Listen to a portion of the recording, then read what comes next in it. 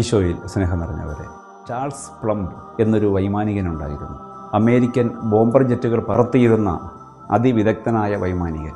വിയറ്റ്നാമിൽ 75 military operations വിജയകരമായി പൂർത്തിയാക്കിയ പ്ലംബിന് 76ാമത്തെ തവണ പിഴച്ചു. ഒരു മിസൈൽ അദ്ദേഹത്തിന് വിമാനത്തെ തകർത്ത് തരിപ്പണമാക്കി.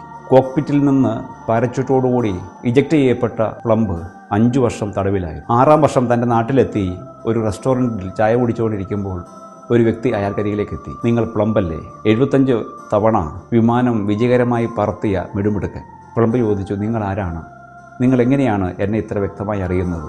ആ മനുഷ്യൻ ഒരു പുഞ്ചിരിയോടെ പറഞ്ഞു, ഞാനാണ് എല്ലാ തവണയും നിങ്ങളുടെ പാരച്യൂട്ട് തയ്യാറാക്കിയിരുന്നത്. പ്രിയമുള്ളവരെ, വിജയകരമായ 75 ദൗത്യങ്ങളെ പിന്താങ്ങിയത് താനിരിക്കുന്ന ഈ സീറ്റ് തന്നെ രക്ഷിക്കും, അതിൽ ഘടിപ്പിച്ചിരിക്കുന്ന പാരച്യൂട്ട് തക്ക സമയത്ത് വിടരുമെന്നുള്ള ഒരു ആത്മവിശ്വാസമായിരുന്നുവെന്ന് പിന്നീട് പ്ലംബ് പറയുന്നുണ്ട്. പ്രിയമുള്ളവരെ, നമ്മുടെ ജീവിതങ്ങൾക്കും ഇതുപോലുള്ള പിന്തുണകൾ, ഉറച്ച അടിസ്ഥാനങ്ങൾ ആവശ്യമുണ്ട്. ലൂക്കായുടെ സുവിശേഷം 22-ാം അധ്യായം 28-ാമത്തെ വാക്യത്തിൽ ഈ പിന്തുണയെക്കുറിച്ച് ഈശോ തൻ്റെ ശിഷ്യന്മാരെ ഓർമ്മിപ്പിക്കുന്നുണ്ട്. എൻ്റെ പരീക്ഷകളിൽ നിരന്തരം എന്നോടൊത്തുണ്ടായിരുന്നവരാണ് നിങ്ങൾ.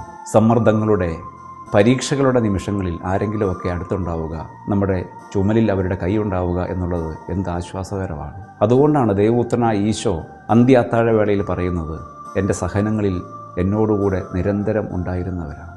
ഈ നോമ്പുകാലം കൂട്ടിരിക്കാനുള്ള ഒരു വിളി കൂടിയാണ്. സുഭാഷ് ചന്ദ്രൻ പറയുന്നത് പോലെ, മനുഷ്യൻ അപ്പം കൊണ്ട് മാത്രമല്ല ഒപ്പം കൊണ്ടുകൂടിയാണ് ജീവിക്കുന്നത്.